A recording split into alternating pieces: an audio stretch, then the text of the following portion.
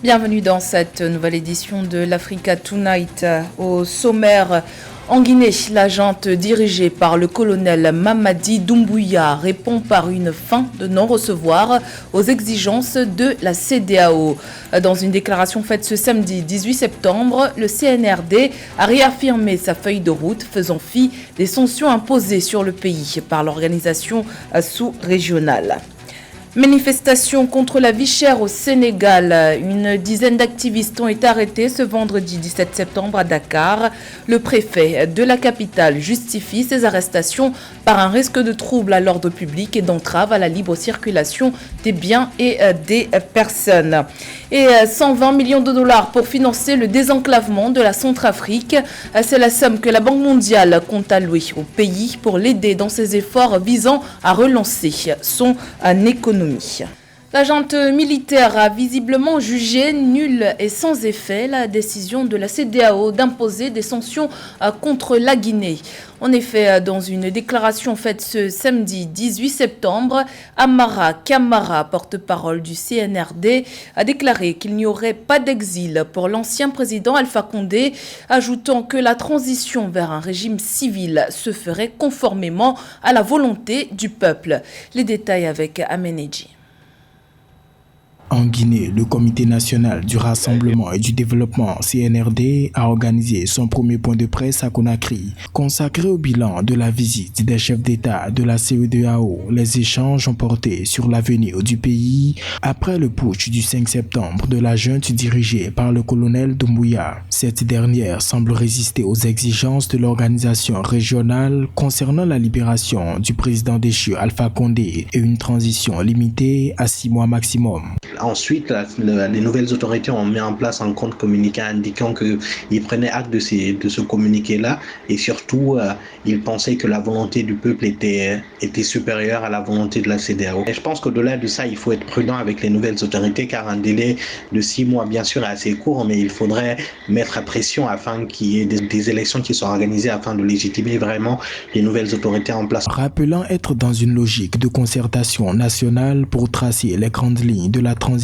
que conduira un futur gouvernement d'union nationale, le CNRD affirme que seul le peuple souverain de Guinée décidera de son destin. Rappelons que l'organisation ouest-africaine a décidé de sanctions ciblées à l'encontre des responsables de la junte. Notamment l'organisation des élections dans un délai de 6 mois et aussi une interdiction de voyager pour les membres du CNRD, en plus du gel de leur avoir. Je pense que le CNRD a pris acte de cette décision et surtout invite que la volonté du peuple est supérieure à la volonté de la CEDEAO. On sait que malheureusement il y a une forme de CEDEAO à deux vitesses, une CEDEAO politique, et le peuple de Guinée critique surtout la CEDEAO de ne pas être intervenu au moment crucial en Guinée. Le colonel Doumbouya, désigné comme actuel président de la République et chef de l'État guinéen, n'a donné aucune indication sur le contenu et la durée de la transition, ni comment seraient organisées les élections. L'homme a toutefois affiché sa volonté d'une refondation de l'État. Le colonel Mamadi Doumbouya qui maintient de facto que cette refondation se fera avec la participation de tous les Guinéens. À cet effet, de retour en Guinée, 4 figures du Front national de défense de la Constitution ont reçu un accueil triomphal ce samedi dans les rues de Conakry. Ibrahima Diallo, Sekou Koundounou, le rappeur Gianni Alpha et le blogueur Fodé Sanikaï Kouyaté, farouche opposant à la réforme constitutionnelle, à la candidature à un 3e mandat de l'ancien président Alpha Condé avait dû fuir à l'étranger suite à sa réélection controversée. Ils ont déclaré vouloir accompagner un processus de transition démocratique. Dans une déclaration commune faite ce samedi 18 septembre, les dirigeants de l'MFA, l'UPCI, le PIT et le LIDER ont demandé à être associés pleinement à la gouvernance du parti au pouvoir ivoirien, le RHDP. Se sentant lésés, ces derniers ont notamment appelé la hiérarchie du RHDP à privilégier le dialogue pour le règlement de tout différend au sein du groupement politique, réclamant leur participation pleine et entière aux activités et à la gouvernance du parti du président Alassane Ouattara. Une dizaine d'activistes qui ont bravé l'interdiction de manifester émise par le préfet de Dakar ont été arrêtés ce vendredi 17 septembre. Malgré la forte présence des forces de l'ordre, les manifestants ont réussi à se rassembler afin d'exprimer leur mécontentement face à la hausse du coût de la vie au Sénégal. Samantha Sabero.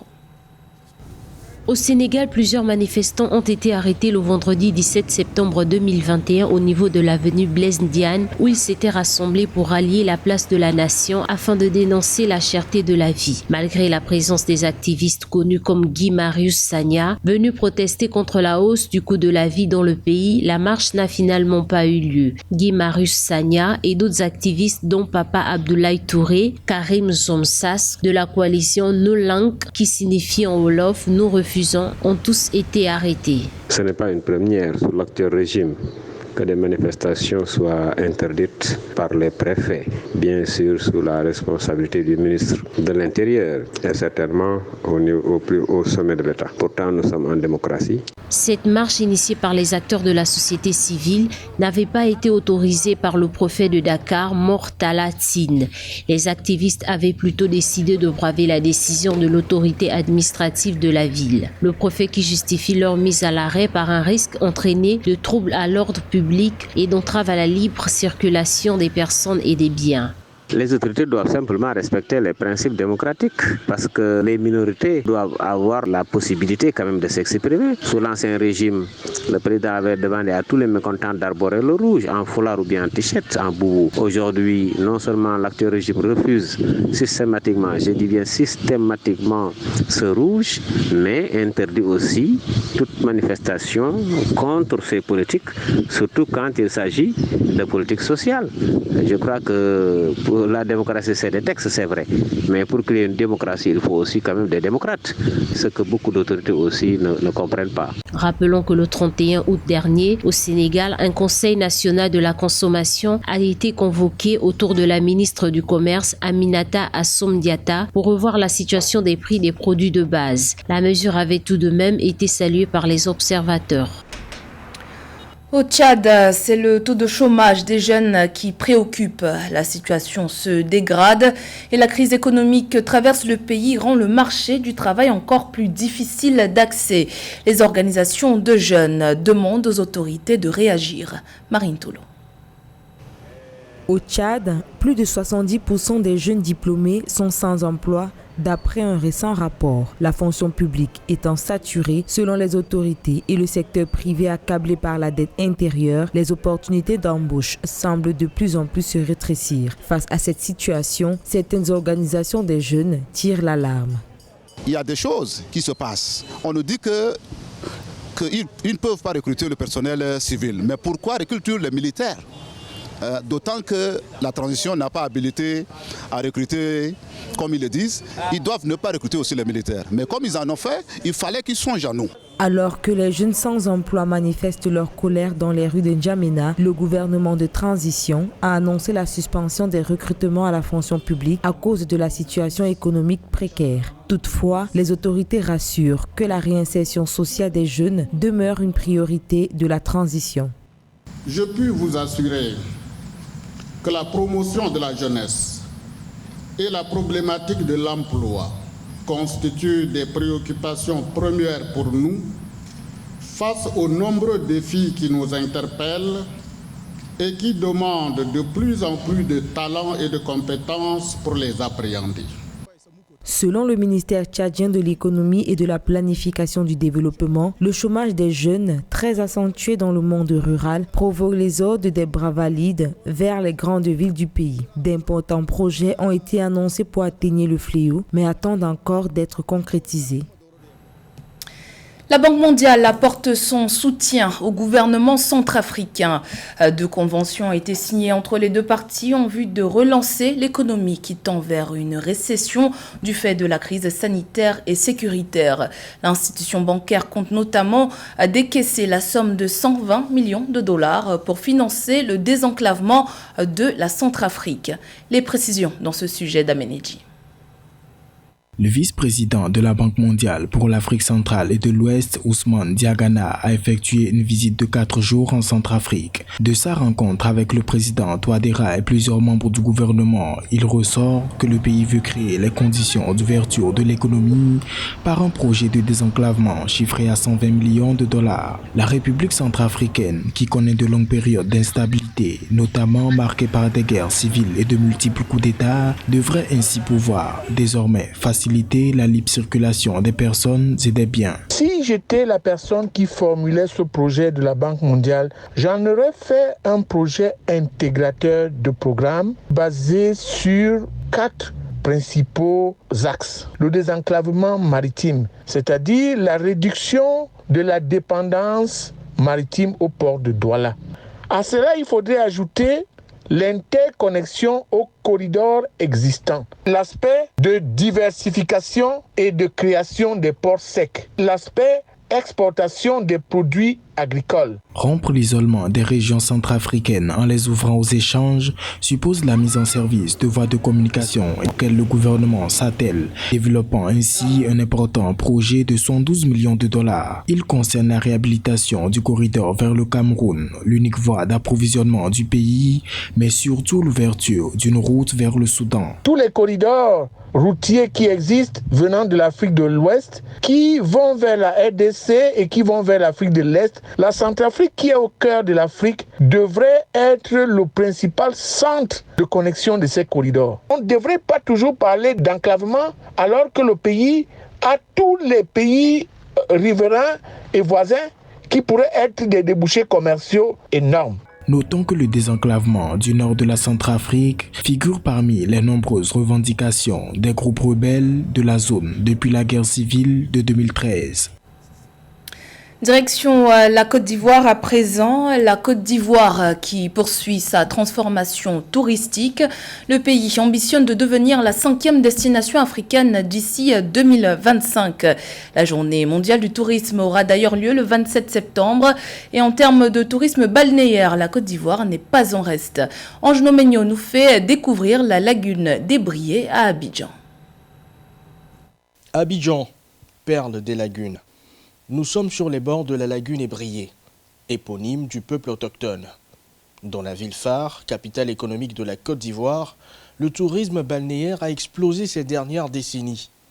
Chaque année, des milliers de touristes viennent s'offrir de somptueux moments dans les fluents de cette lagune légendaire. À l'approche de la Journée mondiale du tourisme qui sera accueillie par la Côte d'Ivoire, les eaux ivoiriennes seront à l'honneur du programme de découverte. Alors, ce qu'il faut retenir, c'est que dans le cadre de la quinzaine touristique, nous avons un programme qui est dénommé Abidjan Tourism Days. Et ce programme-là permet donc de découvrir la ville d'Abidjan sous différents angles. Et dans ce sens-là, on a la balade lagunaire. Il s'agira pour nous de faire découvrir donc Abidjan à travers la lagune.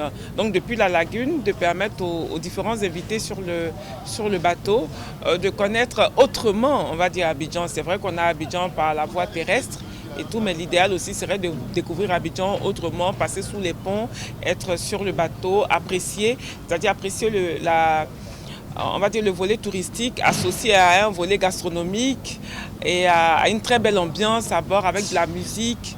Et je pense que tous les invités à bord ont énormément apprécié cet instant.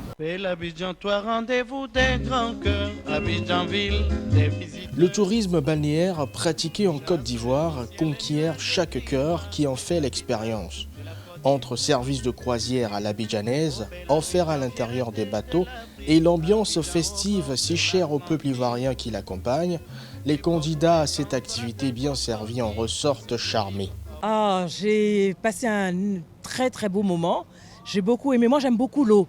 Et donc, l'idée de cette balade lagunaire m'a vraiment enchantée, quoique je l'ai déjà faite. Mais c'est jamais pareil de découvrir Abidjan via la lagune. Et je suis venue donc avec toute mon équipe de jeunes gens qui n'avaient jamais fait cette balade-là pour faire en sorte qu'ils puissent découvrir et moi redécouvrir, parce que comme je le dis, c'est jamais pareil. C'est une joie pour nous de voir ce monde venir nous aider à égayer la quinzaine touristique. Cette caravane lagunaire, c'était dans le but de montrer aux Ivoiriens qu'on pouvait découvrir la Côte d'Ivoire autrement. Oh belle Abidjan métropole, que tu ressembles à Montréal. La lagune ébriée borde les villes d'Abidjan, de Jacquesville ou encore de Dabou. Avec leur coucher de soleil singulier, les villes ivoiriennes font désormais le pari de côtoyer le haut standing grâce à la nouvelle stratégie Sublime Côte d'Ivoire.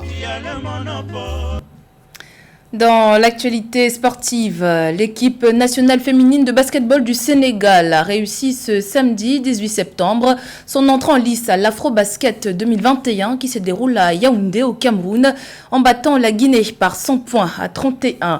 L'Égypte est la prochaine adversaire qui se dressera sur le chemin des Lionnes. L'équipe nationale du Sénégal, 11 fois championne d'Afrique, est la plus titrée sur le continent. Les Lionnes sont à la recherche de leur 12e sacre continental depuis 6 ans. Le 11e remonte à 2015. C'était le journal de la rédaction. Merci pour votre fidélité. Dans un instant, une nouvelle édition de l'actualité sur Africa 24.